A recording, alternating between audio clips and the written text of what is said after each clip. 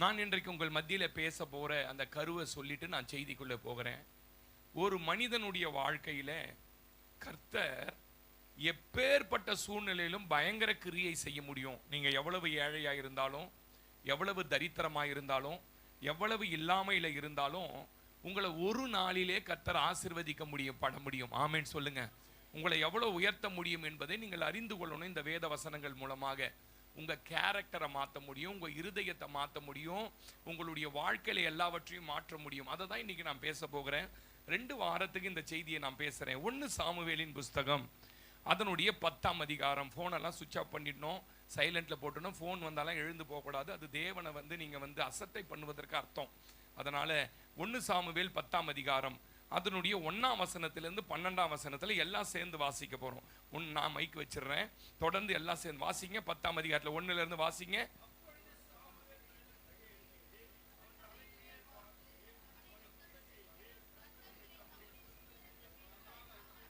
எல்லாம் வாசிங்க.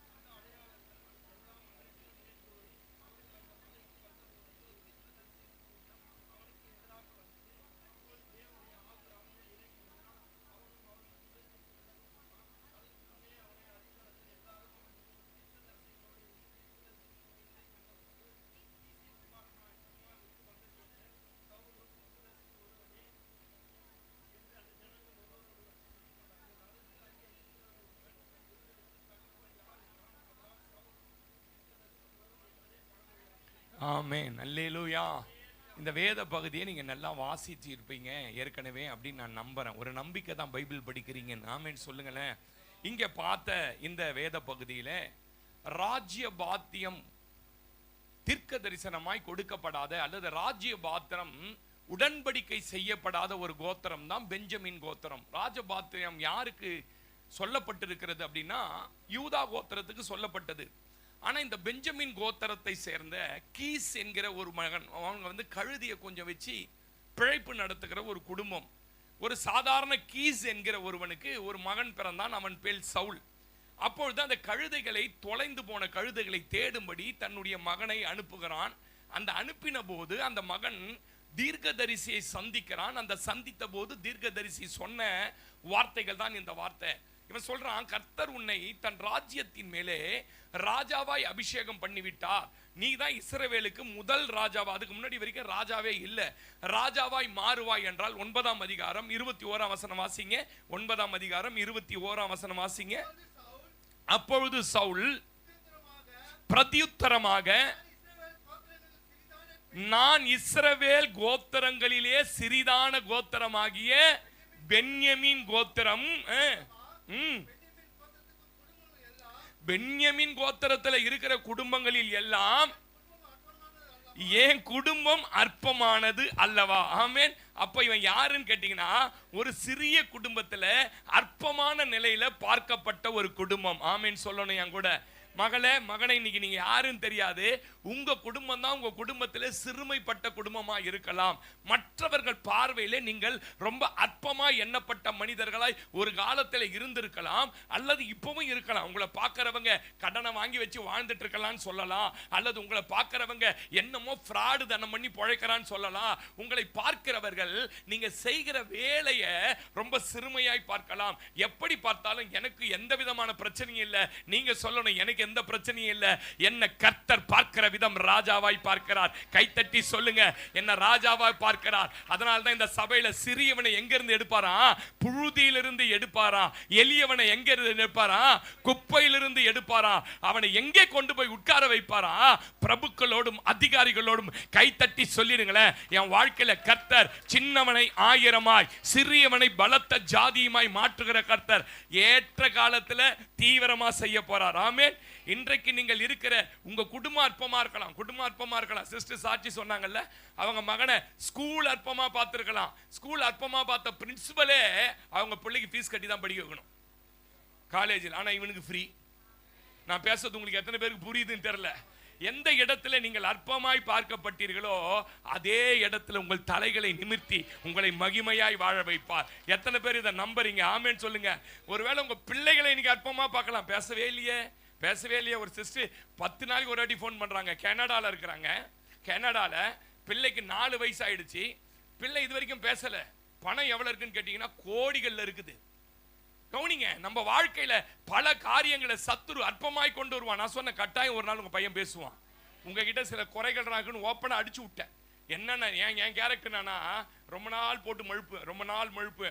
ஏன் பாஸ்டர் எங்க குடும்பத்தில் இப்படி நடக்குது, ஏன் பேஸ்டே நடக்குது சொல்லி கேட்டுக்கிட்டே இருப்பாங்க. சிலர்லாம் ஒண்ணுமே தெரியாத பூனை மாதிரி. ஒரு நாளைக்கு பிபி ஏறிடும் பாருங்க, உன்னால் தான் நடக்குது அப்படின்னு சொல்லி ஓப்பனா அடிச்சு விட்டுருவேன். சர்ச்சைக்கு ஒழுங்கா போறது இல்லை, நேரத்துக்கு ஒழுங்குல ஜெபிக்கிறது இல்லை, கர்த்தருக்கு காணி கொடுக்கறது இல்லை. ஏன் பேஸ்டே நடக்குது. பிபி ஏறும் நம்மளுக்கு. அவங்களுக்கே தெரியும் ஏன் நடக்குதுன்னு. ஆமென் சொல்லுங்க. அல்லேலூயா. நல்லா கவனிங்க சிஸ்டர், நம்ம வாழ்க்கையில நம்மை பற்றி யார் என்ன வேணாலும் சொன்னாலும் கர்த்தர் உங்களை குறித்து ஒரு திட்டம் வைத்திருக்கிறார். ஒருவேளை நீங்க செய்யற வேலையை அற்பமா நினைக்கிறாங்களா? வேலை அற்பமான ஒரு வேலை செய்றீங்க, பாத்திரம் தேய்க்கிறீங்க, அது நான் சொல்றேன் எதனால் நோ ப்ராப்ளம். கழுத தர்றது ஒரு வேலையா? குட்ட கழுதி ஒழுங்கா மேய்க்க தெரியாதவன். ஆமென் சொல்லுங்க. அப்ப அற்பமா உங்க வேலையை பத்தி நினைக்கலாம், ஆனா கர்த்தர் உங்களை குறித்து ஒரு திட்டம் வைத்திருக்கிறார். எத்தனை பேர் ஆமென் சொல்றீங்க? நான் இப்படி சொல்லட்டுமா, ஒரு மனுஷனை தன்னிடமாய் இழுப்பதற்கு சிலதை அவரே தொலைக்க வைக்கிறார். தொலைந்து போகல உங்க வாழ்க்கையில சிலதெல்லாம் போச்சு பார்த்தீங்களா உங்களை விட்டு, அதெல்லாம் தானா போகல பாருங்க. உங்களை தன்னிடமாய் இழுப்பதற்காக சில இது தொலைந்து போனதை போல மாற்றி அவரே தொலைக்க வைக்கிறார். ஆமே. டாக்டர் சொல்லுவாங்க முடியவே முடியாது, இது அவ்வளவுதான், செத்து போயிடுவீங்கன்னு சொல்லுவாங்க. அந்த தொலைந்து போக வைத்த பிரச்சனையை கொண்டு வந்தது யாருன்னா அவர் தான். ஏன் தெரியுமா? உங்களை தன்னிடமாய் இழுப்பதற்கு. எத்தனை பேர் நீங்க கை தட்டில ஆமேன்னு சொல்ல வேணாம், ஆமேன்னு சொல்லுங்க. உங்க வாழ்க்கையில வந்த இழப்புகள் அவரிடமாய் சேர்ப்பதற்கு. உங்க வாழ்க்கையில சிலரெல்லாம் பாருங்க, நல்லா இருக்கும்போது வரமாட்டான், எல்லாம் இழந்த அப்புறம் கடனானவனை தான் சபைக்கு வருவான். நல்லதுதான், ஆமேன் சொல்லுங்க.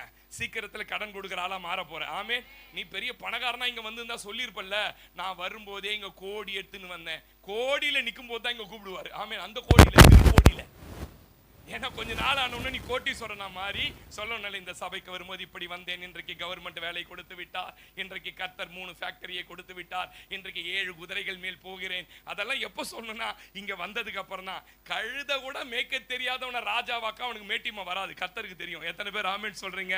அல்லேலூயா சொல்லுங்களேன். வியாதியை கொடுக்கிறவர் அவர் தான், குணமாக்குகிறவர் தான். வேதம் சொல்லுது, அடிக்கிறவரும் அவரே, அணைக்கிறவரும் அவரே, காயத்தை ஏற்படுத்துறாரா அவரே கொள்ளுகிறாரா, அவரே என்ன பண்றாரா, உயிர்ப்பிக்கிறார். இது பண்ணாதான் வருவாங்க நம்ம பாருங்க. அப்பவும் சபை காலி பாருங்க. ஆமென் சொல்லுங்க. என்ன நீங்க சத்தியத்தை போதிச்சாலும் ரெஸ்ட் லீவு சர்ச்சுக்கு. நான் தான் சொல்லுவேன், உங்களுடைய ஆவிக்குரிய லெவல் எவ்வளவோ அவ்வளவுதான் உங்க ஆசீர்வாதம். அது நான் சத்தியத்தை போய் உங்களுடைய அவரோட இருக்கிற நெருக்கம் எவ்வளவோ அவ்வளவுதான். நீங்க அதுக்கு 1000 சாக்கு சொல்லலாம். இல்லையா சொல்லுங்களேன். அல்லேலூயா. உங்க வாழ்க்கையில எதெல்லாம் நீங்க தொலைந்து போனதுன்னு நினைச்சீங்களோ தொலைய வைத்தவர் அவர். ஆமேன். உங்களுக்கு மனிதங்களை ஏன் துரோகம் பண்ண வச்சார் தெரியுமா? ஏன் நல்லா நீங்க நம்பினவங்க எல்லாம் துரோகம் பண்ணாங்க தெரியுமா? இந்த துரோகம் தான் இன்று சாமுவேல் தீர்க்கதரிசியை தேட வைத்தது. ஒரு ஆமேன் சொல்லுங்களேன். எத்தனை பேர் நம்புறீங்க? உங்களுக்கு ஏன் தோல்வி பிரதர்? தொடர்ந்து தோல்வி மேல தோல்வி. அவரிடத்துல நெருக்கம் வருவதற்காக தோக்க வைத்தார். ஆமென். ஏமாற்றம் ஏன்? தன்னிடம் இழுக்கவே இதெல்லாம் நடக்குது. ஓசியா 2:14 வாசி பாருங்க. அவளை எங்க கொண்டு வந்து நெருக்கமா மாறினார் தெரியுமா? வாசிங்க. ஓசியா 2:14 வாசிங்க தம்பி. தம்பி கொஞ்சம் ஸ்பீக்கர் இப்படி திருப்புங்க, கொஞ்சம் இப்படி திருப்புங்க. ஓகே, வாசிங்க.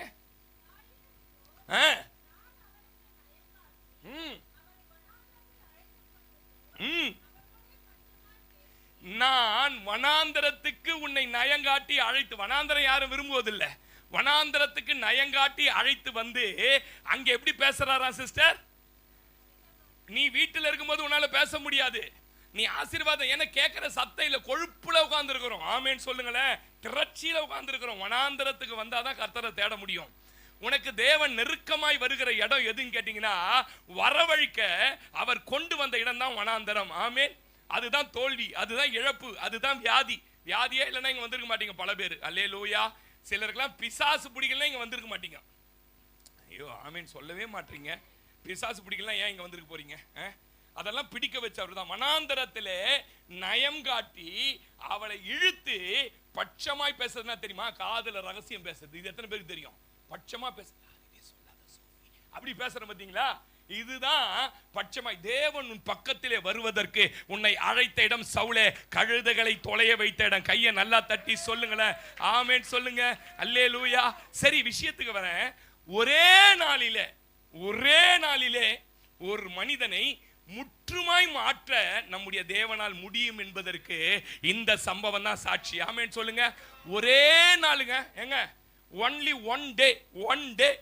சாதாரண ஒரு மனிதனா, கழுதையை தேடிட்டு வர ஒரு மனிதனா, ஒரு மனித சுபாவம் உள்ள ஒரு மனிதனா, மனிதர்களை போலவே இயற்கையான குணம் கொண்ட ஒரு மனிதனா, இந்த மனிதன் சாதாரண மனிதனா வந்த உடனே அவனை 3 காரியம் செய்யறாங்க. ஒன்னு வாசிங்க, 6ஆம் வசனம் வாசிங்க தம்பி. 6ஆம் வசனம். உன் மேல இறங்குவார் சொல்லி, என்ன மனுஷனாவ? வேறு மனுஷன். நீ வரும்போது வேற ஒரு மாதிரி மனுஷனா வந்த, போகும்போது எப்படி போவ தெரியுமா? வேறு மனுஷனாய் போவாய். இரண்டாவது என்ன சொன்னாரு? 9ஆம் வசனம் வாசிங்க. திரும்பின போது வேற மனுஷன் வேற இருதயத்தை கொடுத்தார். 11ஆம் வசனம் வாசிங்க.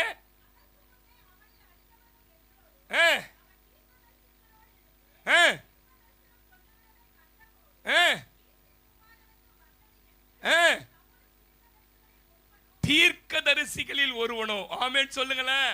ஒரே நாளில ஒரு மனிதனுடைய இருதயத்தை கர்த்தரால மாற்ற முடியும். ஒரே நாளில ஒரு மனுஷனை வேறு இருதயம் கொண்டவனாய் மாற்ற முடியும். ஒரே நாளிலே அவன் ஆவிக்குரிய மேன்மைக்கு கொண்டு வர கர்த்தரால முடியும். ஆமென் சொல்லுங்க. அல்லேலூயா. எத்தனை பேர் நம்புறீங்க உங்களை கர்த்தர் அப்படி மாத்துவார்? அல்லேலூயா. எத்தனை பேர் இந்த காலையில ஆமென் சொல்றீங்க? உங்களுடைய வாழ்க்கையில கர்த்தர் உங்களை ஆசீர்வதிக்க, உங்களை உயர்த்த இந்த மாற்றங்கள் அவசியம் தேவைப்படுது. என்ன ஆசீர்வதிக்க மாட்டார், என் ஜெபம் கேட்க மாட்டார். ரொம்ப நாளா எந்த சர்ச்சுக்கு தான் போற, சந்தோஷ் பார்த்து சர்ச்சுக்கு போற, என்ன இப்படியே இருக்கிறீங்க? அவர் அப்படியே இல்லை, நீ தான் அப்படியே இருக்கிற. ஆமென் சொல்லுங்க. ஒரு நாள்ல ஒரு மனுஷன் வேற மனுஷனா மாறிட்டாங்க. ஒரு நாள்ல ஒரு மனுஷனோட இருதயம் மாறிடுச்சிங்க. ஒரு நாள்ல ஒரு மனுஷனுடைய வாழ்க்கையில ஆவிக்குரிய உச்ச நிலைக்கு மேன்மைக்கு வந்துட்டான். ஆமென் சொல்லுங்க. அல்லேலூயா. எத்தனை பேர் நம்புறீங்க? பல ஆண்டுகளா ஆலயம் வருகிறார்கள், ஆனா எந்த மாற்றமும் இல்லை. இருதயமும் மாறல, வேறு மனுஷனாவும் மாறல, ஆவிக்குரிய உச்ச நிலைமை. இன்னைக்கும் சிஸ்டர் சபை கொண்டு நின்றாதீங்க சிஸ்டர், 5 வருஷம் விசுவாசி, எப்படியாவது வந்துருங்க சிஸ்டர், தவழ்ந்துக்கினாது வந்துருங்க சிஸ்டர் நம்ம சொல்லணும். ஏன்னா மாசத்துல 2 வாரம் என்ன போட்டுருவாங்க. ஓப்பா. ஆனா இயேசுநாதர் ஊழியம் செஞ்சிருந்தா ஊழியத்துல மூட்டு போயிட்டு இருப்பாரு. அதனாலதான் என்ன எங்க தள்ள கட்டு போயிட்டாரு அவரு. எப்பா சபை மாத்துற அளவுக்குலாம் எனக்கு பொறுமை என்ன இல்ல. பல ஆண்டு சபைக்கு வருது, பல ஆண்டு. வேற இருதயம் இன்னி வரைக்கும் வரல, வேற மனுஷனா வேற யாரும் பார்க்கவும் இல்லை. அப்புறம் ஆவிக்குரிய அந்த உச்ச நிலை அப்படின்னானே தெரியாது. அடிக்கடி சொல்லுவோம் பாருங்க, பவுல் அப்போஸ்தலன் ஊழியம் செஞ்சார். நிறைய ஊருக்கு போய் சுவிசேஷம் சொல்லி சொல்லி சொல்லி சொல்லி ஜனங்கள் எல்லாம் மாத்தினார். அவர் சொல்றாரு, அப்போஸ்தலர் புஸ்தகம் 15ஆம் அதிகாரம், அப்போஸ்தலர் 15ஆம் அதிகாரம் 35-36 வாசிங்க. 35-36 வாசிங்க சிஸ்டர். பவுலும் பர்னபாவும் அந்தியோகியாவிலே சஞ்சரித்து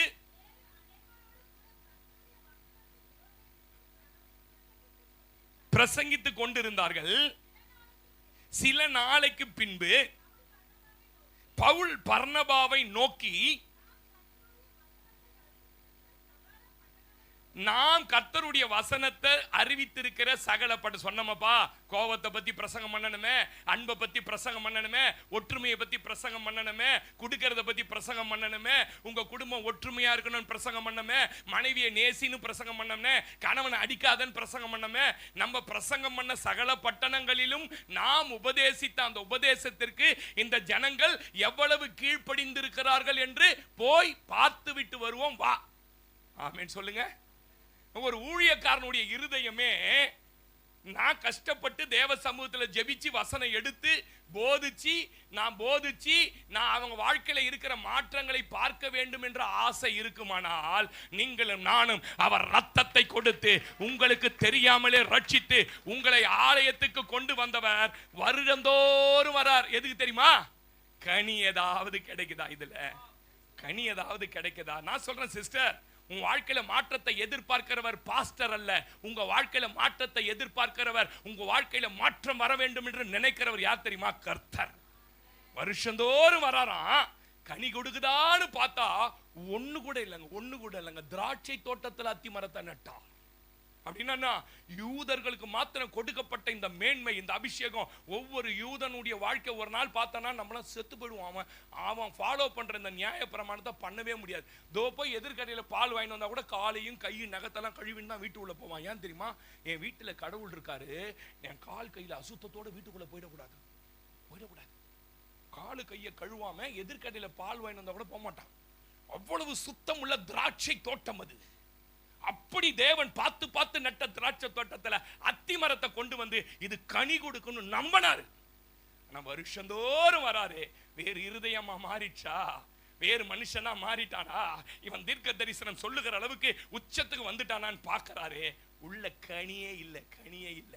ஊழியக்காரங்கிட்ட சொல்றாரு, எதுக்குப்பா இந்த தோட்டத்தை கெடுக்குது? வெட்டி போட்டப்பா. ஊழியக்காரன் கெஞ்சறான், இல்ல ஆண்டவரே இந்த ஒரு வருஷம் பார்க்கட்டும், 52 வருஷமா கெஞ்சி கொண்டிருக்கிறார் வலது பாரிசத்தில் இருக்கிற என் இயேசுவானவர். ஒரு ஆமென் சொல்ல மாட்டீங்க நீங்க? அல்லேலூயா. எந்த மாற்றமும் பார்க்க முடியாத விசுவாசிகள் இன்றைக்கு திருச்சபையில் இருக்கிறார்கள். நான் சொல்ற சத்தியம் உங்களுக்கு வருத்தமா இருக்கலாம். பல ஆண்டுகளா ஆலயம் வராங்க. ஒரு பவுல் அப்போஸ்தலனுக்கு நாம் இவ்வளவு கஷ்டப்பட்டு உபதேசம் கொடுத்தோமே, இவ்வளவு கஷ்டப்பட்டு சத்தியத்தை பேசணுமே, அந்த பட்டணங்கள் போய் அந்த ஜனங்கள்லாம் வாழ்க்கை எப்படி மாறி இருக்குது, அவங்க சுபாவம் எப்படி மாறி இருக்கு, அவங்க பேச்சு எப்படி மாறி இருக்குது, அவங்க வாழ்க்கை தரம் எவ்வளவு உயர்ந்திருக்கிறது, அவங்க ஜப வாழ்க்கை எவ்வளவு உயர்ந்திருக்கிறது, அவங்க கர்த்தர் மேல வைத்திருக்கிற அன்பு எப்படி இருக்கிறது என்று பார்ப்போம் வா என்று அழைத்திருப்பாரானால், நான் சொல்றேன், நீதிமான்கள் மேல் கண்கள் நோக்கமாய் வைத்திருக்கிற கர்த்தர் உங்களுடைய ஒவ்வொரு ஆவிக்குரிய நடக்க உங்க இருதயத்தை கர்த்தர் பார்க்கிறார். எத்தனை பேர் ஆமென் சொல்றீங்க? ரத்தம் சிந்தி ரட்சித்த தேவன். ஆமென். நம்முடைய வாழ்க்கை, நம்முடைய குணம், நம்முடைய பேச்சு, நம்முடைய சுபாவம், நீங்க அந்தரங்கத்துல செய்கிற காரியங்கள் அத்தனையும் பார்த்து வேதனைப்படுகிறார். அல்லேலூயா. ஒரே நாளுங்க, ஒன் டே, எந்த திருச்சபைக்கும் போல, எந்த ஆராதனைக்கும் போல, எந்த பாஸ்டரும் பிரசங்கம் பண்ணல, மோகன் சி அண்ணன் பிரசங்கம் பண்ணல, அருமையான வின்சென்ட் செல்லுகுமார் அண்ணன் மெசேஜ் இல்ல, சந்தோஷ் பாஸ்டர் மெசேஜ் இல்லைங்க. சந்தித்தான், மாறிவிட்டது. தேவனை நீங்க சரியா சந்திக்கல இது வரைக்கும், அதனாலதான் உங்க வாழ்க்கையில எதுவுமே மாறாம இருக்குது. அல்லேலூயா. வேறு மனிதனாய் 10ஆம் அதிகாரம் 6ஆம் வசனம், நம்பர் 1 எழுதிக்கங்க. நம்பர் 1 எழுதிக்கங்க. 10:6 எழுதுங்க, வாசிங்க.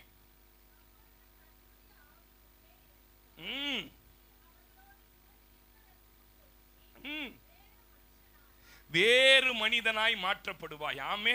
நான் செய்திக்குள்ள கடந்து போறேன். வரும்பொழுது இவன் எப்படி வந்தான் அப்படின்னு கேட்டீங்கன்னா, நம்பிக்கை இழந்த மனிதனாய் வந்தான். எல்லாம் இந்த வார்த்தையை சொல்லுங்களேன். கழுத கிடைக்கும் என்ற நம்பிக்கையே இல்லை. முதலாவது நீங்க சபைக்கு வந்த ஆரம்ப நாட்கள் அல்லது இன்றைக்கு வரைக்கும் என் வாழ்க்கையில நல்லது நடக்கும் பாஸ்டர், என் வாழ்க்கை ஆசீர்வாதமா மாறும், ஆனா நான் இப்ப போய்கிட்டு இருக்கிற சூழ்நிலை எதுவுமே கழுதை கிடைத்ததற்கான சாத்தியக்கூறு இல்லை, நான் அங்க பார்த்த மாதிரி இருக்குதுன்னு கூட யாரும் சொல்லல. நம்பிக்கையற்ற சூழ்நிலையில நீங்கள் இந்த ஆலயத்திற்கு தேவனை தேடி வந்திருந்தா, தீர்க்க தரிசனமா சொல்லுகிறேன், நம்பிக்கை இழந்த சூழ்நிலைகளை நம்பிக்கையின் சூழலால் என் கர்த்தர் மாற்று மாற்றுவார். ஆமென் சொல்லுங்களேன். அல்லேலூயா. நம்பிக்கை இழந்த சூழ்நிலை வரும்போது புலம்பிக்கிட்டே வந்திருப்பான். புலம்பிக்கிட்டு, ஐயோ கழுதை கிடைக்கலனா எங்க அப்பா என்ன பண்ணுவாரு, கொஞ்சம் கழுதையை கூட மேய்ப்பதற்கு திராணியற்றவனா லாய்க்கற்றவனா மாறிட்டேன். புலம்பி கொண்டு சபைக்கு வந்திருப்பான். தோற்று போனவனாய் சபைக்கு வந்திருப்பான். கண்டுபிடிப்பேன், நான் கட்டாயம் என் வாழ்க்கையில ஜெயிப்பேன், திருப்பிக் கொள்வேன் என்ற விசுவாசமற்ற மனிதனாய் வந்திருப்பான். நம்ம மத்தியில் யாராவது இருக்கீங்களா? உண்மையா நிலைமை தான் பாஸ்டர், எந்த வித என் வாழ்க்கையில நல்லது நடக்கும், முன்னேறுவேன், கண்டுபிடிப்பேன், ஜெயிப்பேன் என்ற நம்பிக்கையற்று இன்றைக்கு இந்த ஆலயத்துக்கு வந்திருக்கிறேன். நிச்சயமா சொல்றேன், கர்த்தர் உங்களை சந்திப்பார். எதை இழந்தீர்களோ, எந்த இடத்துல நீங்கள் ஆண்டவரை தேடினீர்களோ அந்த இடத்துல கர்த்தர் உங்களை உயர்த்துவார். அல்லேலூயா. எத்தனை பேர் நீங்க நம்புறீங்க? இதை பாருங்க, இந்த மனுஷனை திரும்பி போகும்போது இதுக்கெல்லாம் எதிர்மறையான மனிதனா மாறிட்டான். வரும்போது நம்பிக்கை இழந்து வந்தான், புலம்பிட்டு வந்தான், தோத்து போனா வந்தான், ஜெயிப்பேன் நம்பிக்கை இல்லாத வந்தான், திருப்பி கொள்ள. ஆனா போகும்போது சந்தோஷம் நிறைந்த மனிதனாய் மாறினான். ஆமென். நான் சொல்றேன், நீங்க திரும்பி போகும்போது உங்களுடைய வாழ்க்கையில பெரிய விசுவாச வீரர்களாய் கடந்து போவீங்க. ஆமென். எங்க கொஞ்ச நாளுக்கு அப்புறம் வேற மனுஷனா மாறிடுங்க. குடும்பத்தை பார்க்கும்போது அடையாளமே தெரியாதுங்க. உங்க வீட்டை பார்க்கும்போது அடையாளமே தெரியாது. நான் எங்க சொந்த ஊருக்கு ஒரு நாள் போய் எங்க தெருவுல போன, தெரு மாறி வந்துட்டோமான்னு பார்த்தேன். ஏன்னா அந்த காலத்துல எல்லாமே கூரை வீடு. இப்போ பார்த்தா ஒரு வீடு, நாங்க இருந்த எங்க வீட்டுல மாத்திரம் 3 மாடி. அடையாளம் தெரியாத அளவுக்கு யோசேப்பினுடைய சகோதரர்கள் வந்தபோது அவனை அடையாளம் கண்டுபிடிக்க முடியல. இன்னைக்கு சொல்றேன், உங்களை அடையாளம் தெரியாதது கர்த்தர் வேறு மனுஷனா மாத்துவார். உங்களை ஆசீர்வதித்து உயர்த்துவார். நீங்க உடுத்துற உடை, உங்க துணி மணி, உங்க ஷூ இதெல்லாம் பார்க்கும்போதே கர்த்தர் சொல்லுவாரு, வேறு மனுஷனா என்ன பண்ணிட்டாரு. எத்தனை பேர் இதை நம்புறீங்க? ரூத்தின் புஸ்தகம் 4ஆம் அதிகாரம் 14 இருந்து 17 வாசி பாருங்க. வரும்போது அழுது கொண்டு, என்னை நகோமின்னு சொல்லிடாதீங்க. ஏன் தெரியுமா? சர்வ வல்லவர் எனக்கு எதை கட்டளை இட்டாரு? கசப்ப கட்டளை இட்டுட்டார். என்ன மாறான்னு சொல்லுங்க. அப்படின்னா என்ன தெரியுமா அர்த்தம்? என் உரு அழிஞ்சு போச்சு, நான் யாருன்னு தெரியாத அளவுக்கு அழிக்கப்பட்டு விட்டேன் என்று சொல்லி புலம்பிக் கொண்டே பெத்லகேமுக்கு ஒருத்தி வந்தா. அவ பேர் நகோமி. இன்னைக்கு யாராவது உரு தெரியல பாஸ்டர், நான் ஒரு காலத்துல நல்லா வாழ்ந்தேன், ஒரு காலத்துல ஓஹோன்னு இருந்தேன், இன்றைக்கு ஒன்றும் தெரியாமல் இருக்கிறேன் என்று சொல்லுகிறீர்களா? நான் தீர்க்க தரிசனமா சொல்றேன், உங்களுக்கு தான் கர்த்தர் ஆசீர்வாதத்தை தர போறார். வாசிங்க சிஸ்டர், வாசிங்க. அப்பொழுது ஸ்திரீகள் நகோமியை பார்த்து,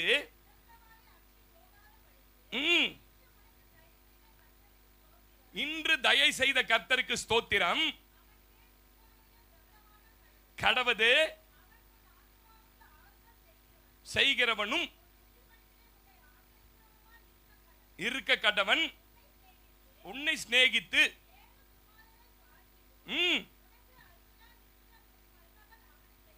பெற்றாளே என்றான்.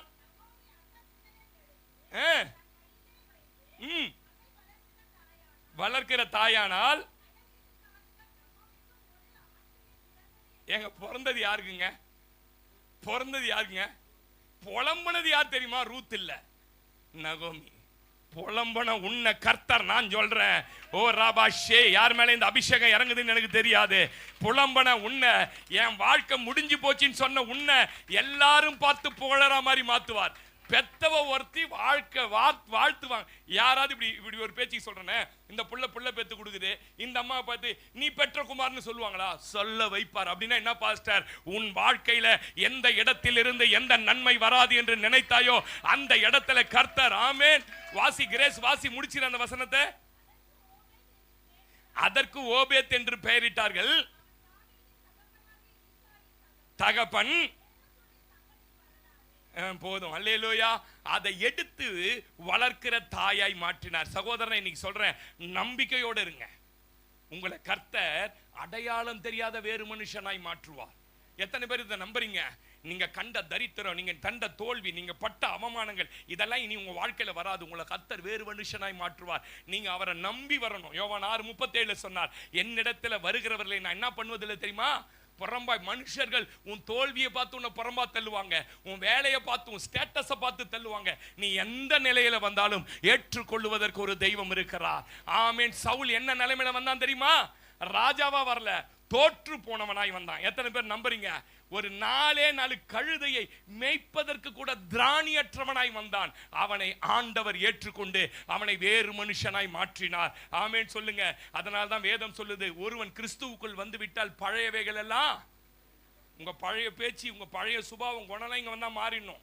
உங்க ஸ்டேட்டஸ்க்கு ஏத்த மாதிரி என்ன பண்ணணும் தெரியுமா? நீங்க ஆளை மாத்திக்கணும். ஆளை பார்த்தா கோட்டு சூட்டு போட்டிருப்பான், வாயை திறந்தா சாகட மாதிரி இருக்கும் சில ஆளு.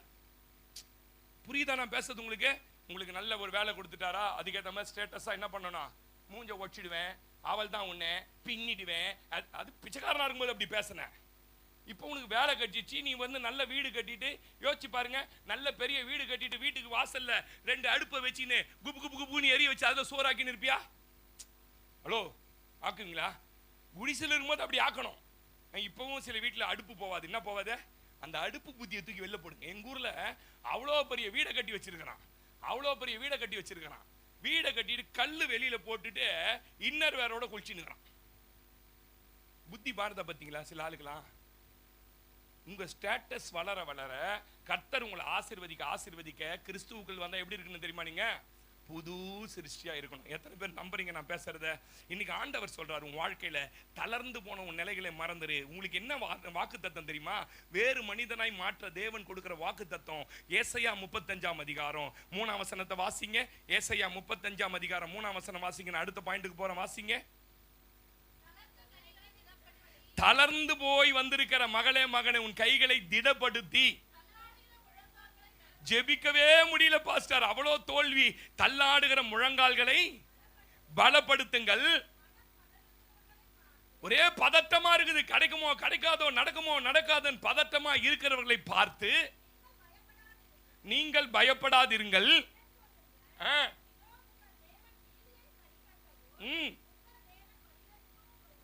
வருவார், அவர் வந்து உங்களை ரட்சிப்பார் என்று சொல்லுங்கள். 7ஆம் வசனம் வாசிமா. வெட்டாந்தரை தண்ணீர் தடாகமும் ஆகும்.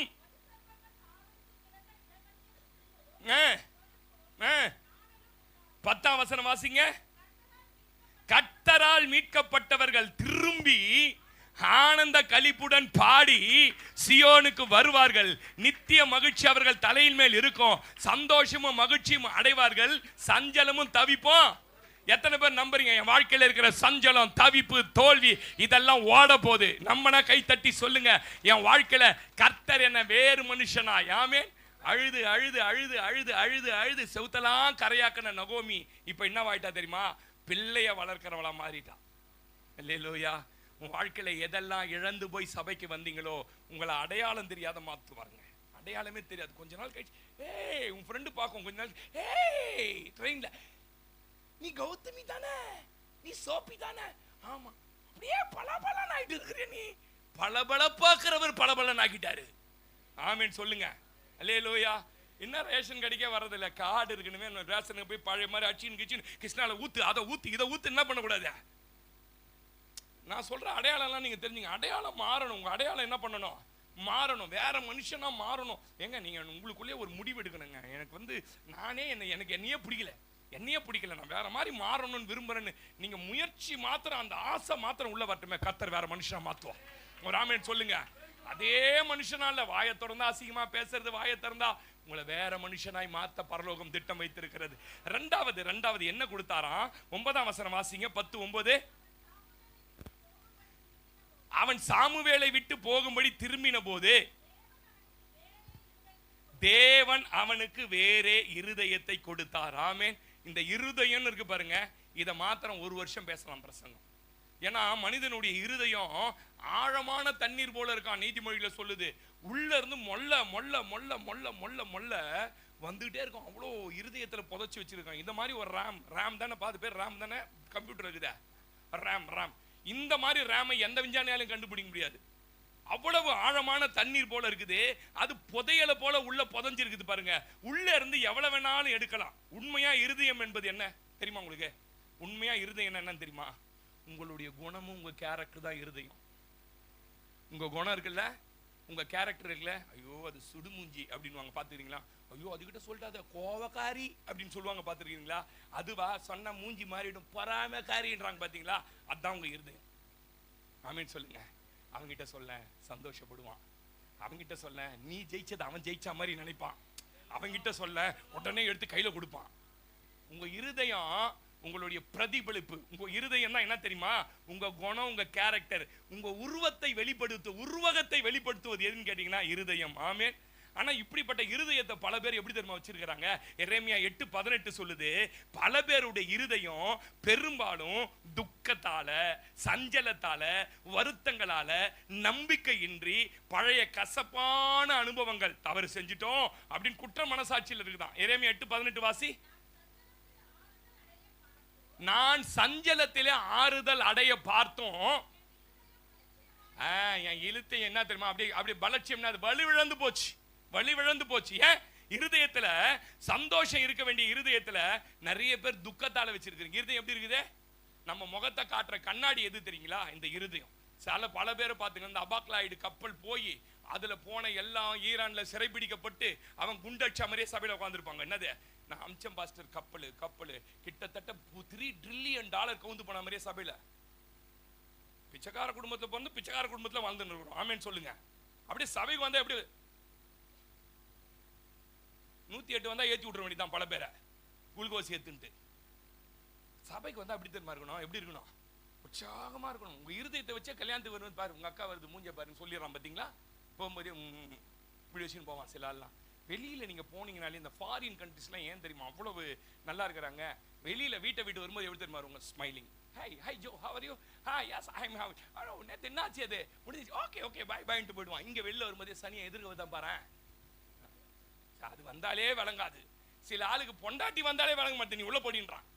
பொண்டாட்டியே சனியன் பாக்குறான். என்ன பாக்குறான்? ஏமா நீ சொல்லாதம்மா, நீ சொன்னாலே நடக்காதுமா. ஏன்னா இவர் விஞ்ஞானி இவரு. ஆமேன்னு சொல்லுங்க.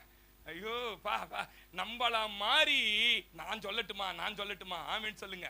அதனால என்ன ஆகுதுன்னு கேட்டீங்கன்னா, நீ சொல்லிட்டு போயிட்டியா, என் புள்ள எப்படி சொல்லிட்டு, என் புள்ள அந்த அம்மா அன்னைக்கு அப்படியே ஒடுங்கினா ஆவியே என் புள்ள சொல்லி, என் புள்ள உன் புள்ள பெரிய ஏசுனாதரு. ஆமேன்னு சொல்லுங்க. புரியுதா உங்களுக்கு? ஒரு ஸ்மைல் பண்ணு. ஆபீஸ் போனியா, பார்த்தன சார் குட் மார்னிங் சார், இந்த ஆள் இன்னைக்கு என்ன வேலை வைப்பானோ, இந்த வெயில்ல எங்க அலைய விடுவானோ, போகும்போதே எப்படி போறது, உள்ள போறதா? என்ன சார் என்னடா டல்லாகிற? ஆமா சார் சொல்லுங்க, என்ன வேலை இருக்குது? வேலை தானே செய்ய போயிருக்கிற? இல்ல வேலை தானே இல்ல, நான் என்ன கேட்கிறேன், வேலை தானே செய்ய போயிருக்கிற? வேலையை விடக்கூடாதுன்னா என்ன அர்த்தம்? அதுக்கு வீட்டுல படுத்துக்கோ. நான் வேலைக்கு வரல நீட்டு எவனா உன்னை கேட்பானா? வேலைக்கு வராம வீட்டுல பத்துக்கிறோம், ஏன் வேலை செய்யலன்னு கேட்பானா?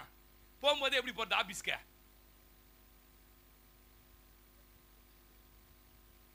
நான் ஓனரா இருந்தானு வச்சுக்கேன், 108ல ஏத்தி 4 பாட்டில் குளுக்கோஸை போட்டு வீட்டுக்கு அமுச்சு விட்டுறா, காசை கொடுத்து சம்பளம் தந்துருவேன். ஆமேன்னு சொல்லுங்க. அப்படி இருக்காதீங்க. அப்படியே இருதயத்தை என்ன பண்ணாதீங்க, அப்படியே துக்கமா வச்சுக்கிறது. அப்படியே வந்த உடனே இங்க வந்த உடனே எல்லாம் எதிரிங்க சபையில உட்காந்துக்கிற மாதிரி.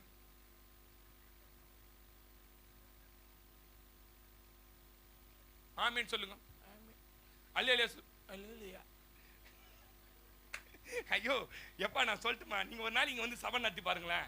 இங்க வந்து சபை நடத்தி பாருங்களேன், எப்படி இருக்குதுன்னு வண்டி வந்து பாருங்களேன். வீட்டுக்காரர் வீட்டுல அடிச்சிட்டாருன்னா அந்த திருப்பி போட்டு அடிச்சு இங்க வந்துரு. இங்க வந்து என்ன பண்ணா, அதே நினைச்சு இருக்குது. இங்க பிரசங்கம் போயின்னு இருக்கும். போகும்போது அந்த என்ன பண்ணுவானோ, இன்னைக்கு என்ன கூச்சி வச்சுக்கிறானோ, என்ன வச்சுக்கிறானோ, கதை வச்சுக்கிறானோ.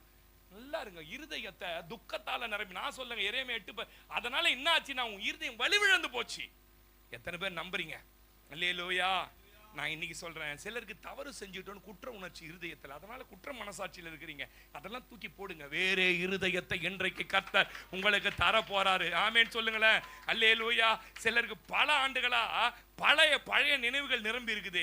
இன்னைக்கு அவைகள் எல்லாம் எடுத்து போடுவார். உன் இருதயத்தில் இருக்கிற துக்கத்தை சந்தோஷமாய் கர்த்தர் மாற்றுவார். ஆமேன். எப்பயுமே சந்தோஷமா இருங்க. சந்தோஷமா இருக்கிற ஆளுக்கு வயசே தெரியாது. தெரியுமா உங்களுக்கு? எனக்கு 46ன்னு சொன்னா யாருமே நம்ப மாட்டாங்க.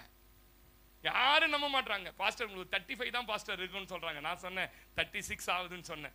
ஏன்னா எப்பொழுதுமே சந்தோஷமா இருக்கிறாள். அதை பத்தி நான் என்ன பண்றது இல்ல, கவலைப்பட்டது இல்லை. சில ஆளுகெல்லாம் வெறும் 34 தான் ஆகுது. இப்பயே கிழி மாதிரி இங்கெல்லாம் தொங்கிச்சு டல்லாகுது. ஏன்னா இந்த அம்மா வரும்போது என்ன எடுத்துன்னு வந்தாங்கன்னு கேட்டீங்கன்னா, இவங்க அப்பா 3 கண்டெய்னர் நிறைய அமிச்சாரு. அது நிறுத்ததுக்கு இடம் இல்லாம வீட்டுல ஏன் கேட்கற, அந்த கண்டெய்னருக்கு 5 நாள் வாடகை கொடுத்தான். வரும்போது ஒரு மஞ்சா கலர் மதர்சா பைய, என்ன பைய இப்போ வந்துட்டு இது கிடைக்கலையே அது கிடைக்கலையே, அதெல்லாம் தூக்கி போடுங்க. ஏற்ற நேரங்களில் அதிநதியின் காலத்தில் சரியா செய்கிறவர் நம்ம வாழ்க்கையில. ஆமே. உங்களுக்கு பிள்ளைய கொடுத்தது யாரு? நான் எப்பயுமே எங்க வேணாலும் சொல்லுவேன், எங்க அம்மா சாகும்போது எனக்கு 10 வயசு, எங்க அப்பா சாகும்போது 14 வயசு. இன்னைக்கு இவ்வளவு மகிமையா இருக்கிறேன்னா என் அப்பா ஏசு எனக்கு இருந்தா. ஆமேன்னு சொல்லுங்க. நீங்க உயிரோடு இருக்கிறீங்க உங்க அப்பா அம்மாக்கு.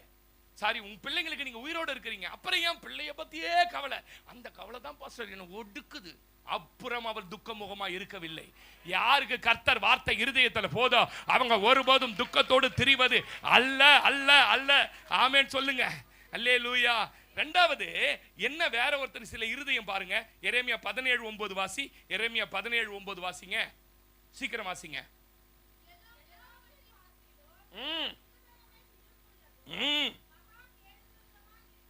இருதயம் எப்படி இருக்குதா சிலருக்கு?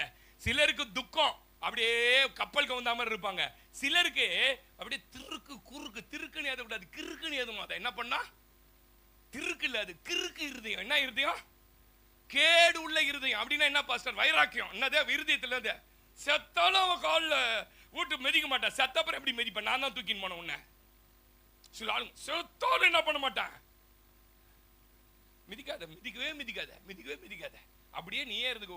நானும் என் வீடும் என் சுவரும் என் ஃபேனும் ஒன்றாயிருப்போம். யாரு கூடயும் பேசுறாத, யாரு கூடயும் சேர்ந்துடாத. வைராக்கியம். ஆனா கேட்டா சர்ச்சைக்கு வர கிறிஸ்டின், நான் கிறிஸ்டினே திருக்குள்ள இருதயம், கிறுக்குள்ள இருதயம், வைராக்கியம் உள்ள இருதயம். சிலர்லாம் வைராக்கியம், அப்புறம் சிலர்லாம் கசப்பு. பிடிக்கல பாஸ்டர், பேசல பாஸ்டர். ஏன் பிடிக்கல? சொல்ல தெரியாது. கேட்டு பாருங்களேன். ஏன் பிடிக்கல? பேச தெரியாது. தெரியாது. ஏமா பேசுறது இல்ல? இன்னொன்னே தெரியல பாஸ்டர், பேசுறது இல்ல. கசப்பு. சில இருதயத்துல என்ன வச்சிருக்குதுங்க? கசப்பு. சிலருக்குலாம் மூர்க்கம். அப்படி சொன்னீங்க, சர்ச்சைக்கு போறேன் பாக்குறேன்னு பாத்துருக்கீங்களா? சில ஆளு இருதயத்துல இன்னும் மூர்க்கம் இருக்கும். ஆனா ரட்சிப்படி எவ்வளவு நாள் ஆச்சு தெரியுமா? 10, 12, 15 வருஷம் ஆன விசுவாசி. அவன் கையில கடைக்கிட்டுமே வச்சுக்கிறான் அவனுக்கு. சில ஆள்லாம் பாத்துறீங்களா? உன் சத்துரு அழிவார்கள், உன் சத்துரு பிணத்தை ஆமென் நம்பர். அவன்கிட்ட உசாரா உட்காரு. ஏன்னா நீ நான் இன்னும் ஒரு 3 மாசத்துல சத்துருவா மாறுவேன். அவன் பக்கத்துல வந்து உசாரா உட்காரணும். நான் பார்த்துனே இருப்பேன். இந்த மாதிரி சொன்னா யார் உடனே பிபி ஏறி ஆமேன்றாங்களோ, எப்பா உசாரா வச்சுக்கவங்க கிட்ட. ஏன்னா 6 மாசம் அப்புறம் நான் சத்துருவானாலும் என்ன நினைப்பான் தெரியுமா?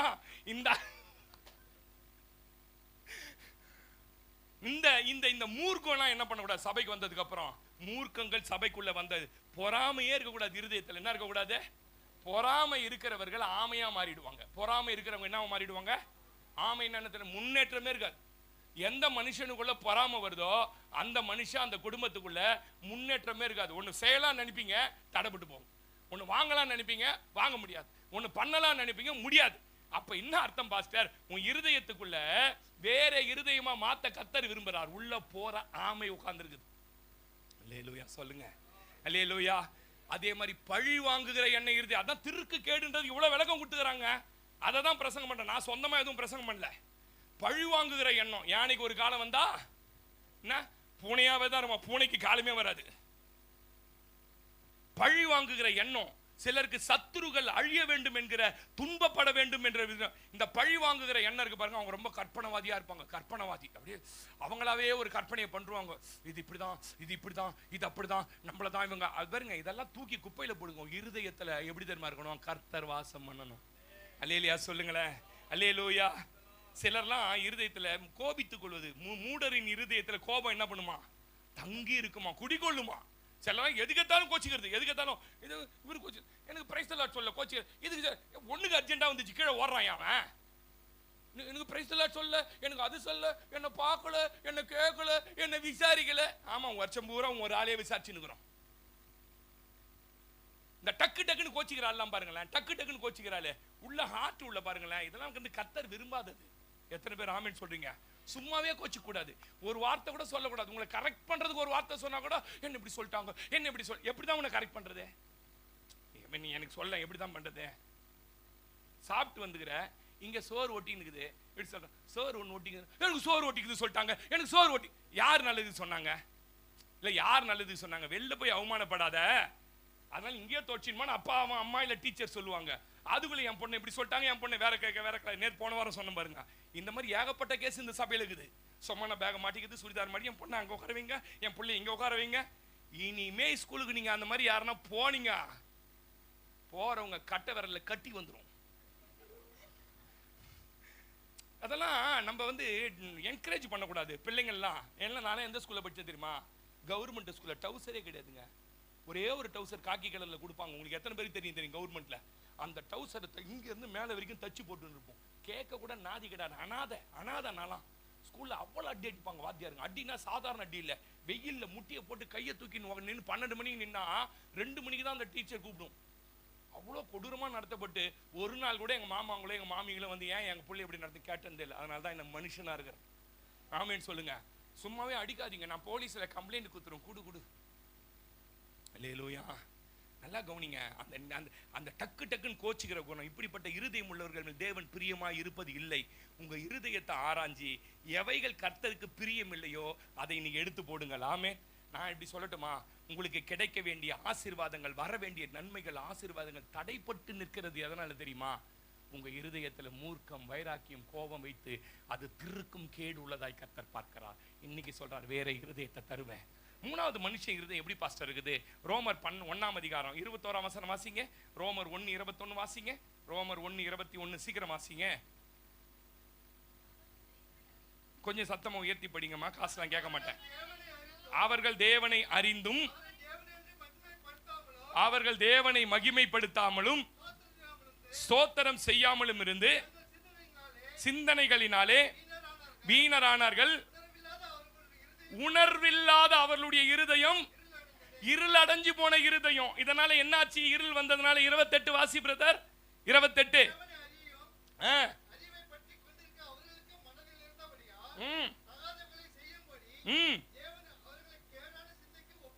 அல்லேலூயா.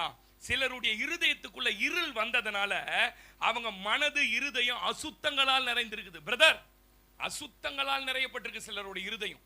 இந்த வார்த்தையை நீங்க எப்படி எடுத்துக்கிறீங்கன்னு தெரியாது. இன்னைக்கு சோசியல் மீடியாவில் 2 ஸ்க்ரோல் பண்ணீங்கன்னா 3வது ஆபாசம் வருது. இன்னைக்கு இன்ஸ்டாகிராம்ல கேள்விங்க இருக்குது. இன்ஸ்டாகிராம்ல இருக்குது. இன்ஸ்டாகிராம்னா எத்தனை பேருக்கு தெரியும்? கை தூக்கி காட்டுங்க. உங்களுக்கு எனக்குலாம் சத்தியமா இன்ஸ்டாகிராம்னா என்னன்னு தெரியாது, உண்மையா தெரியாது. ஒரு 7-6 வருஷத்துக்கு முன்னாடி இங்க உட்காந்து ஜோம் பண்ணிட்டு இருந்தேன். அப்ப ஆண்டவர் சொன்னாரு, உனக்கு எதுக்குப்பா பேஸ்புக்கு? பேசு, அது ஒரு புக், உனக்கு க்ளோஸ் பண்ணுனாரு. எனக்கு அது எப்படி க்ளோஸ் பண்றதுக்கு திறந்து குத்தவங்கிட்டே போனேன். இதை க்ளோஸ் பண்ணிடுற. ஆண்டவர் சொல்றாரு, இன்னும் லூசா நான் நீன்னு கேட்கறான்.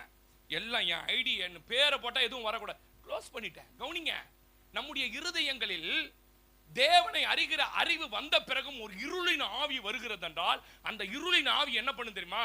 பலவித அசுத்தங்களால் உங்க இருதயத்தை நிரப்பி வச்சிருக்கோம். எப்ப பாரு கெட்ட சிந்தை, எப்ப பாரு இச்சை உணர்வு, எப்ப பாரு ஆபாசங்களை பார்க்க வேண்டும் என்ற இருதயம் உங்களுக்குள்ள இருக்குமானால் என்னால் தைரியமா சொல்ல முடியும், உங்களை ஒரு இருளின் ஆவி கவ்வி கொண்டிருக்கிறது. அப்படிப்பட்டவங்க எப்படி பாஸ்டர் இருப்பாங்க? அவங்களால ஜெபமே பண்ண முடியாது. சொல்லுவாங்க, காலையில எழுந்திருக்கவே முடியல பாஸ்டர், இச்சை உணர்வு ஆட்கொண்டு இருக்கிறது. ஜெபிக்கிறதே இல்ல, பைபிள் படிக்கிறதே இல்ல. அப்படிப்பட்டவர்கள் விடுதலை ஆகிறதுக்கு எவ்வளவோ முயற்சி செஞ்சாலும் அது அவர்களை அடிமைப்படுத்தி விட்டபடியால் அதிலிருந்து வெளியே வர முடியல. ஆமென். அவங்களுக்கு நடக்கிறது என்ன பாஸ்டர்? ஜெபிக்க முடியாது, காலையில எழுந்திருக்க முடியாது, வேதத்தை வாசிக்க விருப்பமே இருக்காது, சபைக்கு வந்தா வார்த்தை பிடிக்கல, ஒரு இச்சையின் ஆவி பிடிக்கப்பட்டு இருக்கிறது. சிலர் இருதயம் இப்படி இருக்குதுங்க. ரொம்ப ஜாக்கிரதையா இருங்க. சோசியல் மீடியால ரொம்ப போனை யூஸ் பண்றதுல ரொம்ப ஜாக்கிரதையா இருங்க. கொஞ்சம் கொஞ்சமா தேவனை அறிந்தும் உங்களை கொஞ்சம் கொஞ்சமா இருளுக்கு கர்த்தர் பிசாசு கொண்டு போய் கர்த்தரை விட்டு விலக்க வைக்கிற இடம் எது தெரியுமா? உங்களுடைய இருதயத்தில் இருக்கிற. அது வயசு வித்தியாசம்லாம் இல்லைங்க. வயசு சின்ன பசங்கள்லாம் நினைச்சிடாதீங்க. இதுல பிடிக்கப்பட்டிருக்கிறதெல்லாம் 60, 65, 70 வயசு கிழமை பிடிக்கப்பட்டிருக்காங்க. யாரோட கர்த்தர் பேசுறாரு தெரியல. உன் இருதயம் வேற இருதயமாய் மாற வேண்டும் என்று கர்த்தர் விரும்புகிறார். ஆமென். இதனால என்ன பாஸ்டர் நடக்குது தெரியுமா? எப்படி கண்டுபிடிக்கலாம் தெரியுமா? ஒரே ஒரு ஆவிக்குரிய சொப்பனம், ஒரே ஒரு தரிசனம் இல்ல, அசுத்த கனவுகளால் அவர்கள் நிரப்பப்பட்டிருக்கிறார்கள். அவர்கள் வரங்களும் அவங்களுக்கு இல்ல, அவர்கள் வரங்களை நம்புவதும் இல்லை. நம்ம மத்தியில் யாராவது இருக்கிறீங்களா? பாஸ்டர் நீங்க சொல்ற அத்தனை அடையாளம் எனக்குள்ள இருக்குதுன்னு, நீங்க அசுத்தங்களால் இருதயம் நிரப்பப்பட்டிருக்கு. இன்னைக்கு ஜாகிரதையா ஆண்டவர்கிட்ட கேளுங்க, ஆண்டவரே என்னுடைய இருதயத்தை நீங்க உம்முடைய ஆவியினால் நிரப்புங்க ஆண்டவரே. ஒரு ஆமென் சொல்லுங்களேன். இதை அகற்ற சுயபலத்தால முடியவே முடியாது. நீங்க உபவாசம் தான். அதான் எங்க பாஸ்டர் சொல்லுவார், பாஸ்டர் இந்த மாதிரி எங்க ஜேசாஸ் ஐயா சொல்லுவார், பாஸ்டர் ஐயா இந்த மாதிரி ஒரே போராட்டமா இருக்கு சில நினைவுகள்னா, தம்பி 7 நாள் தண்ணி குடிக்காம உபவாசம் போடுங்கன்னு போய் நின்றுவாரு.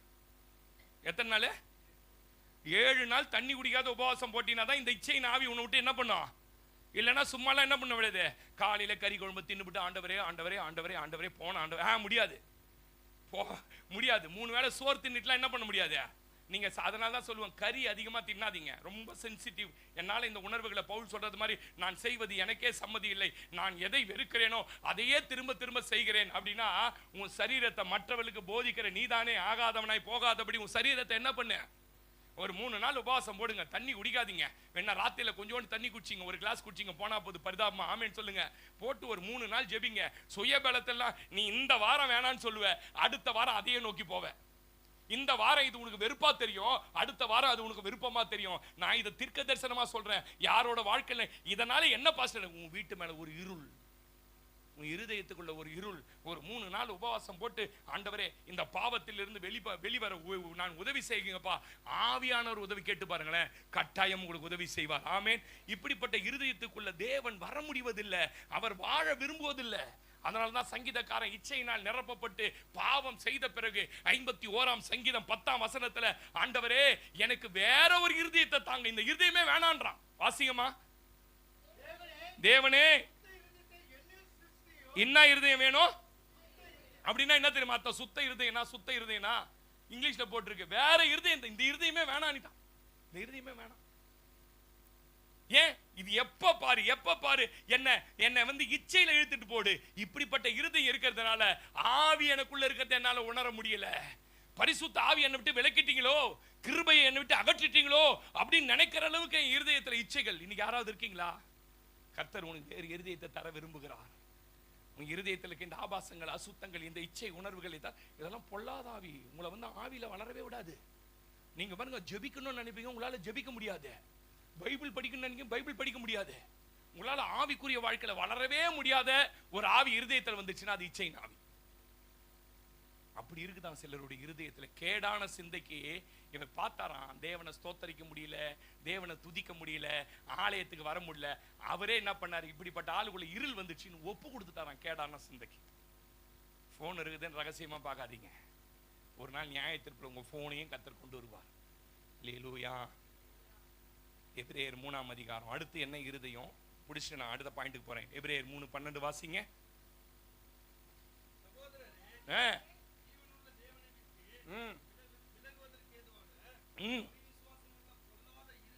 என்ன இருதயம்? என்ன இருதயம்? பொல்லாத இருதயம் இராதபடிக்கு. அல்லேலூயா. ரட்சிக்கப்பட்டவங்க தான், சபைக்குள்ள இருப்பவங்க தான், உள்ள துளி அளவு அவனுக்குள்ள விசுவாசமோ நம்பிக்கையோ தேவன் மேல அன்பே இல்லைன்னா உன் இருதயம் பின்மாற்றத்தின் இருதயமாய் பொல்லாத இருதயமா மாறி போச்சுன்னு அர்த்தம். சர்ச்சுக்கு தான் வராங்க, ஆனா என்ன இல்லை தெரியுமா, இந்த வார்த்தையில விசுவாசமே இல்லை. அட பாஸ்டர் என்னமோ பைபிள் காலேஜ் படிச்சுட்டு வந்து பேசின்னு இருக்கிறாரு. இதெல்லாம் எப்படிங்க நடக்கும்? ஹரிசங்கர் பிரதர் வீட்டு கூட்டத்தில் பேசும்போது பேசணும்ல, என்ன பேசின?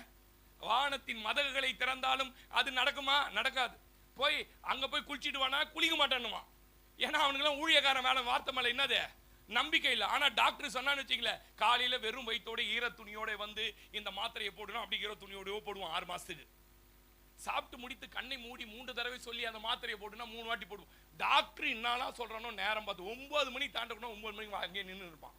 இதெல்லாம் செய்யற நம்பாலு எதை செய்ய மாட்டான் தெரியுங்களா? கர்த்தர் வார்த்தையை. அதுதான் பொல்லாத இருதயம், அதுதான் பின்மாற்றத்தின் இருதயம். நல்ல இருதயம் தெரியுமா? வார்த்தை வந்த உடனே அதை உட்கொண்டு அது எனக்கு நடக்கும் என்று விசுவாசம் உள்ள இருதயம். ஒரு ஆமேன் சொல்லுங்க. அல்லேலூயா.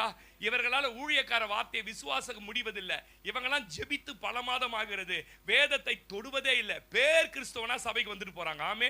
இந்த சபையில யாரும் இல்லை, கடமைக்கு சபைக்கு வராது. இந்த செய்தி எத்தனை பேர் கேட்கறாங்கல்ல யூடியூப்ல, கவனிச்சு பாருங்க.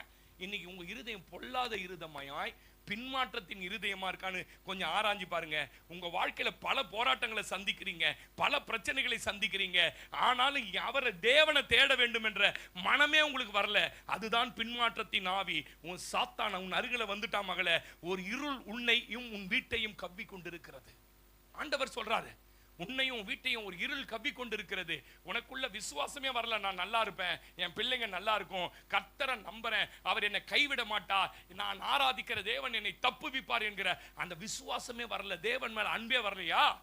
இருளின் இருதயம் உனக்குள்ள, பின்மாற்றத்தின் இருதயம் உனக்குள்ளே வந்திருக்கிறது.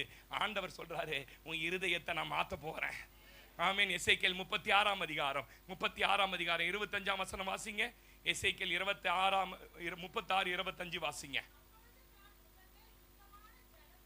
தெளித்து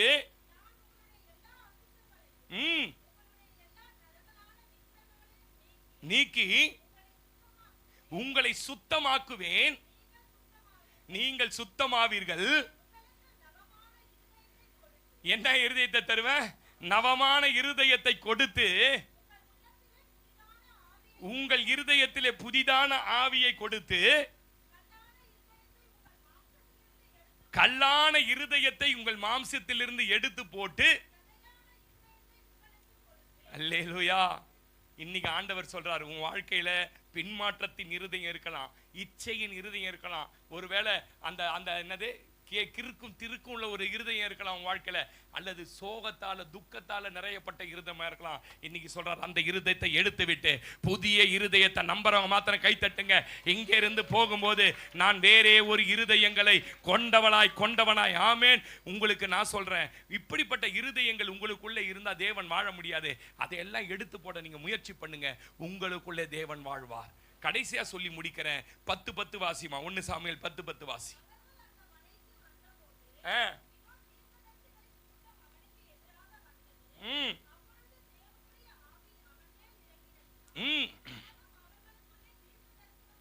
அல்லேலூயா.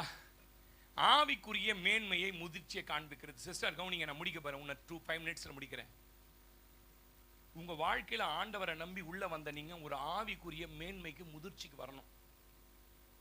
வரங்கள் உள்ளவங்களா, தாளந்து உள்ளவங்களா, தீர்க்க தரிசனம் தெரியுங்களா? ஒரு ஆவியினுடைய உச்சம். இவர் வளர்ந்துட்டாரு, இவர் ஆவியில முடிய இந்த பைபிள் கீப்லாம் தெரிஞ்சு நல்ல ஜெப வாழ்க்கையில உபவாசம்லாம் எடுத்து ஒரு உச்சமான நிலைமைக்கு ஒரு மனுஷன் வந்துட்டானா அவனை கர்த்தர் தீர்க்கதரிசியா பயன்படுத்துவார்.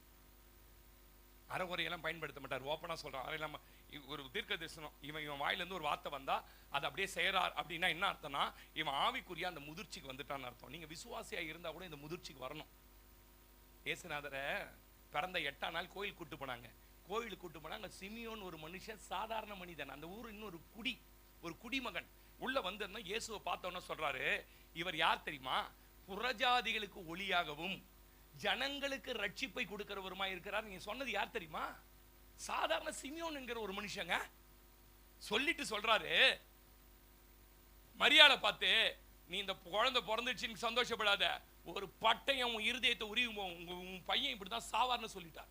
இவரை குறித்து சிமியோன் சொன்னதை குறித்து அவங்க தாய் தகப்பன்மார் ஆச்சரியப்பட்டார்கள் போட்டிருக்கு பைபிள்ல. அப்படின்னா என்ன பாஸ்டர் அர்த்தம்? ஒரு சாதாரண விசுவாசி ஆவிக்குரிய மேன்மைக்கு வந்திருக்கிறாங்க பாருங்க. ஒரு ஆமென் சொல்லுங்க. நீங்க ஆவிக்குரிய சபைக்கு ஏன் வந்தீங்க? இல்லைன்னா சிஎஸ்எஸ் சபை போயிருக்கலாமே. ரோமன் கத்தோலிக்க சபையில போயிட்டு தண்ணி கர்த்தர் உங்களை ஆசீர்வதிப்பாராக ஆமென், தண்ணி தெளி, நீ போ சுருட்டு புடி, டிவி சீரியல் பார்த்து தண்ணி தெளிச்சான்னு போங்க. தெரியுமா தெரியாதா? போனது இல்ல கத்தோலிக் சபை. எப்ப என்ன கேட்டு சாவுன்னு தண்ணி தெளிச்சு அமைச்சிடுறது. சொல்லுவாங்களா சில வீட்டில், என்னம்மா இப்படி பையன், நான் தண்ணி தெளிச்சு விட்டேன் பாஸ்டர் அவனை சொல்லுவாங்களா சொல்ல மாட்டாங்களா? அந்த மாதிரி தண்ணியை ஏன் அவங்க தள்ள தெளிக்கிறாங்கன்னா எங்கன்னா போய் சாவுன்னு. இங்க அப்படி கிடையாது. இங்க மேன்மை, முதிர்ச்சி, வளர்ச்சி வரணும். ஒரே நாளுங்க வேறு மனுஷனா மாறிட்டான். ஒரே நாள்ல வேற இருதயம் வந்துச்சு. ஆவிக்குரிய அந்த முதிர்ச்சிக்கு வந்துட்டான் பாருங்க. இது எப்படி தெரியுமா? மேல சொன்ன 2 நடக்கணும். ஒண்ணு வேற மனுஷனா மாறணும், 2வது வேற இருதயம் யாருக்குள்ள வருதோ அவனை கர்த்தர் மேன்மைப்படுத்துவார். இருதயக்குள்ள திருக்கு கிறுக்கு பொறுக்கு குறுக்கு எல்லாம் வச்சுக்கின்னு தீர்க்க தரிசனம் என்ன பண்ண முடியாது. நான் சொல்றது உங்களுக்கு புரிஞ்ச ஆமேன்னு சொல்லிருங்க.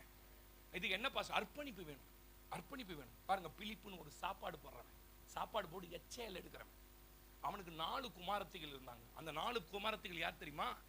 தீர்க்க தரிசனம் சொல்றவங்க. வேதம் சொல்லுது அவர்கள் கன்னியாஸ்திரிகளா இருந்தாங்க. அப்படின்னா என்ன தெரியுமா அர்த்தம்? பாருங்க, இந்த மேன்மைக்காக பிரதிஷ்டை செய்து கொண்டாங்க. இந்த மேன்மைக்காக கல்யாணமே வேணான்னுட்டாங்க. கல்யாணமே வேணாம்பா, நான் தீர்க்க தரிசியா இருக்கணும். பிரதிஷ்டை செய்யாமல் இந்த மேன்மைக்கு வர முடியாது. நான் சொல்றது உங்களுக்கு புரியணும். ஆமென் சொல்லுங்க. தேவனுக்காக தன்னை அர்ப்பணித்து கொண்டார்கள் அந்த 4 பிள்ளைங்க. உங்க வாழ்க்கையில சிலவற்றை அர்ப்பணித்து பாருங்க. தூக்கத்தை அர்ப்பணிச்சு பாருங்க. ஆடம்பரமா உடை கொடுத்துறீங்க பாருங்க, அதை கொஞ்சம் அர்ப்பணிச்சு பாருங்க.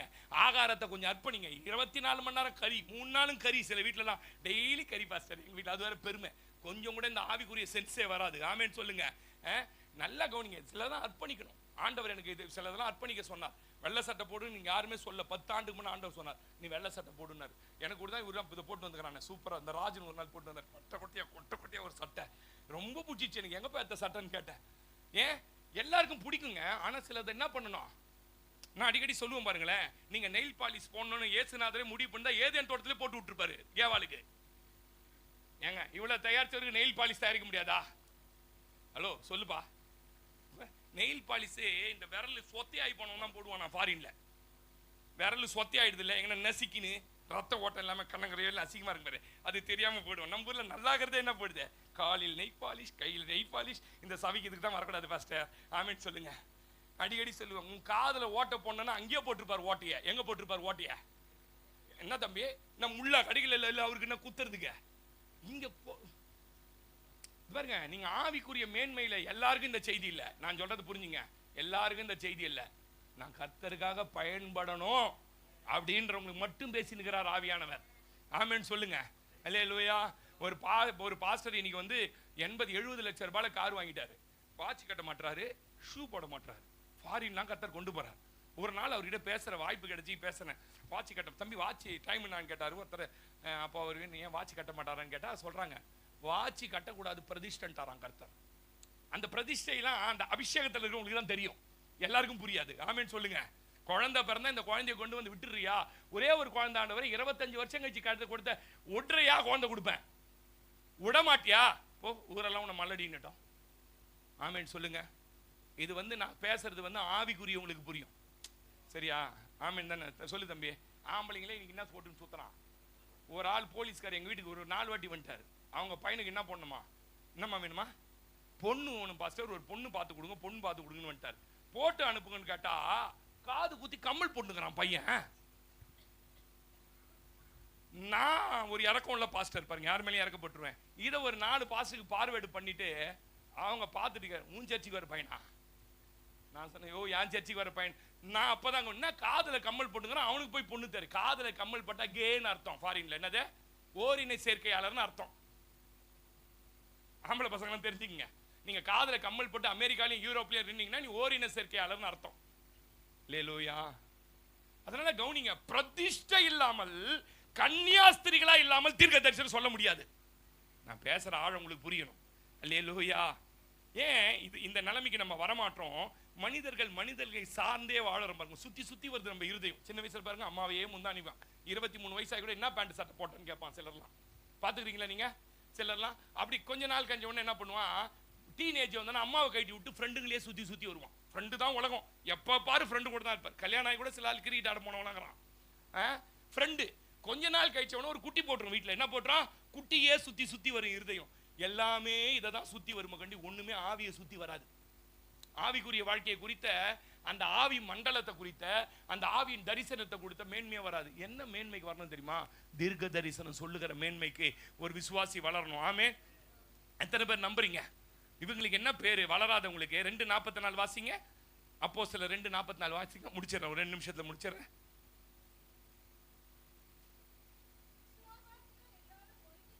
ஒருமித்திருந்து, அவ்வளவுதான். பிரதிஷ்டை கிடையாது. அவங்க விசுவாசி, எல்லாத்தையும் அனுபவிப்பாங்க. இந்த வீட்டுக்கு போறமே இவங்க ரட்சிக்கப்படாதவங்க, பயங்கர விக்கிரகாராதனை, இவங்க வீட்டில் சாப்பிடலாமா அவனுக்கு தெரியாது, ஏன்னா பிரதிஷ்டை இல்லை. ஒரு ஆமீன் சொல்லுங்க. இந்த உடை உடுத்துறமே இது மற்றவங்களை இச்சிக்குமா தெரியாது, ஏன்னா பிரதிஷ்டை இல்லை. அவங்கள இதெல்லாம் யோசிக்காம செய்யறாங்க, பொதுவாக வச்சு அனுபவிப்பாங்க. அவங்களுக்கு பேர் விசுவாசி. நீங்க விசுவாசி அல்ல, தீர்க்க தரிசனம் சொல்றவங்களா மாறணும். அல்லேலூயா. அதுக்கு சிலர் விட்டு பிரிஞ்சுதான் வரணும். யோசேப்பு சொல்ற வார்த்தை அப்படியே பலிக்கணும்னா, அப்பா மடியில் உட்காந்து பலவர் நாங்கள் உடுத்திருந்தார் பார்த்தீங்களா, அதை விட்டு பிரிஞ்சுதான் ஆகணும். யோவான் ஸ்நானகனை கர்த்தரே புகழறார். யோவான் ஸ்நானகன் மாதிரி ஒரு தீர்க்க தரிசி இல்லை. அதுக்கு அப்பா அம்மா விட்டு வனாந்தரத்துக்கு போய் தான் ஆகணும். நான் சொல்றது புரியுதா உங்களுக்கு? இதை தான் சொல்லித்தரேன் உங்களுக்கு. நீங்க பெந்தகோஸ்தேக்காரங்க உங்களை ஈஸியா ஏமாத்துறான். எப்படி தெரியுமா ஏமாத்துறான்? வீட்டுக்கு வந்து ஒரு தீர்க்க தரிசனம் சொல்லிட்டா போதும், உங்களை நம்பிடுவான். சாமுவேல் கர்த்தருடைய தீர்க்க தரிசி தான் என்று தான் முதல் பெயர் சபா வரை எல்லாருக்கும் தெரிஞ்சுதான். அவன் சொன்ன ஒரு வார்த்தையாகிலும் தரையில. எப்படிங்க இவ்வளவு பெரிய மேன்மை வந்தான் சாமுவேல் தெரியுமா? தாய் தகப்பன் உடன் பிறந்தவளை விட்டு ஆலயத்துல வளர்ந்தான். ஒரு ஆமீன் சொல்லுங்க. இன்னைக்கு என்ன தெரியுமா கடைசியா சொல்லி கொடுக்குறேன், நீங்க மேன்மையான இடத்துக்கு வரீங்களோ இல்லையோ, தீர்க்கதரிசிகளை அடையாளம் கண்டுபிடிங்க. நம்ம திருச்சபையில ஒரு தாயாருக்கு 2021 வருஷத்துல சொல்லி முடிக்கிறேன். 21 வருஷத்துல ரொம்ப உடம்பு முடியாம ஆயிட்டாங்க. கொரோனா காலங்கள் ரொம்ப சீரியஸ் ஆயிட்டாங்க. அவங்க குடும்பத்துக்கே அவங்க மறிச்சிருவாங்கன்ற மாதிரி ஆகி போச்சு. அவ்வளவு உடம்பு முடியாம எழுந்திருக்கவே இல்லை. சில நாட்களா செத்து போயிடுவாங்க அப்படின்றத, மறித்துருவாங்கன்ற மாதிரி ஒரு முடிவுக்கு வந்துட்டாங்க எல்லாரும். நானும் என் மனைவியும் இந்த செய்தி கேட்டோம். ஏன்னா அவங்க வீட்டில் அப்பதான் ஒரு இன்சிடென்ட் நடந்தது. ரொம்ப போராடி ராத்திரி ஜெபம் பண்ணோம். அது கர்த்தருக்கு எங்களுக்கு மட்டும்தான் தெரியும். போராடி ஆண்டவரை எங்களுக்காக ஜீவனை தாரும் ஆண்டவரையும் ஜெபம் பண்ணிட்டு படுத்துட்டோம். படுத்துட்ட உடனே ராத்திரி கர்த்தர் பேசுறாரு. பாஸ்டர் அம்மாவுடைய கனவுல வந்து அந்த அம்மா எழுந்து உட்காந்து ரசம் சாதம் சாப்பிட்றாங்க. கை தட்டிடுங்களேன். காலையில எழுந்து இந்த சொப்பனத்தை உடனே அவங்களுக்கு சொன்னா கொஞ்சம் நம்பிக்கை வரும், ஜெபிப்பாங்கன்னு சொல்றோம். என்ன சொல்றோம்? இந்த மாதிரிமா வந்து கர்த்தர் உங்க சரியாக்கிடுவாரு, நல்லா ஆயிடுவாங்க, ஒன்றும் பயப்படாதீங்க. நாங்க சொல்லி போனதுக்கு 10:30 மணிக்கு ஒரு தீர்க்கதரிசி வருது வீட்டுக்கு. எத்தனை மணிக்கு வருது? 10:30 மணிக்கு ஒரு தீர்க்கதரிசி வருது. அதுக்கு பைபிளும் படிக்க தெரியாது, குடும்பமும் சாட்சி கிடையாது, உண்மையான ரட்சிப்பு கிடையாது. வந்து என்ன சொல்லுது அந்த தீர்க்கதரிசி? உங்க அம்மா செத்துறத நான் பார்த்தேன் சொப்பனத்துலன்னு. உங்க அம்மா செத்துறத நான் சொப்பனத்துல பார்த்தேன்னு. இப்ப ராத்திரி கர்த்தர் ரைட்டெல்லாம் போராடி ஜெபிச்ச எங்களுக்கு கொடுத்த கனவு உண்மையா இல்ல இப்போ ஒரு தீர்க்கதரிசி வீட்டுக்கு வந்து சொல்லிச்சு அது உண்மையா? எது உண்மை நீங்க நினைக்கிறீங்க? இப்படிதான் ஐடென்டிஃபிகேட் பண்ணணும். தீர்க்கதரிசனம் சொல்றாங்கன்னு கொண்டைய மண்டையை எடுத்து என்ன பண்ணக்கூடாது? வரவெல்லாம் பாதி சொல்றதுலாம் உங்களுக்கு பேய் இருக்குது, உனக்கு இருள் இருக்குது. தீர்க்கதரிசியை தேடி பெரும்பாலும் போடுறவன் தொலைச்சவன், தோல்வி உற்றவன், வாழ்க்கை இழந்தவன் தான் போவான். நல்லா இருக்கிறவன் என்ன பண்ண மாட்டான். இதை வச்சு அந்த குறி சொல்றவங்கிட்ட போயிருக்கீங்களா? நீங்க குறி சொல்றவங்கிட்ட நான் என் மனைவி கல்யாணம் புதுசுல போனோம், 97ல போனோம். வாங்கல் நீங்க சரியா தான் வந்திருக்கிறீங்கன்னா, என்னடா அவன் வந்தவொடனே சரியா வந்துக்கிறீங்கன்றான். டக்கு டக்குன்னு எங்க வாழ்க்கையில் அந்த 2 மேட்டரை சொல்லிட்டாங்க. எங்களுக்கு அவன் மேல ஒரு நம்பிக்கை வந்துருச்சு. எனக்கு குறி சொல்கிற ஆவி இருக்குது. என்ன ஆவி இருக்குது? அது சில நேரத்தில் தீர்க்க தரிசனம் மாதிரி சொல்லு. இன்னி வரைக்கும் அந்த அம்மா உயிரோட சபையில சாட்சியா. கை தட்டி சொல்லுங்களேன், ஒரு ஆமேன் சொல்லுங்களேன். அதனால உங்ககிட்ட தீர்க்க தரிசனம் சொல்ல வர ஆவினுடைய கனி, அவங்களுடைய மேன்மை, அவங்க ஜப வாழ்க்கை, அவங்க சாட்சி, இதையெல்லாம் கண்டுபிடிக்கணும். நான் விசுவாசிக்கிறேன் இந்த சபையில எல்லாம் தீர்க்க தரிசனம் சொல்லுகிற அளவுக்கு மேன்மையா வரணும். ஆமென். இப்போ என்ன கேள்வினா, ஏன் பாஸ்டர் இந்த மனுஷனை இவ்வளோ ஆயிரங்கள்ல லட்சங்கள்ல இருந்து கர்த்தர் தெரிந்தெடுத்தா? அதுதான் அடுத்த வாரம் பேச போறேன். இவனிடத்துல காணப்பட்ட 3 முக்கியமான குணங்கள். எல்லாம் அப்படியே கண்களை மூடலாமா? எல்லாம் கண்களை மூடி ஹல்லேலூயா நம்புறீங்க? ஹல்லேலூயா. புது பலத்தால் புதிய கிருபை புது கவியால் நிரப்பினிடம் என்னை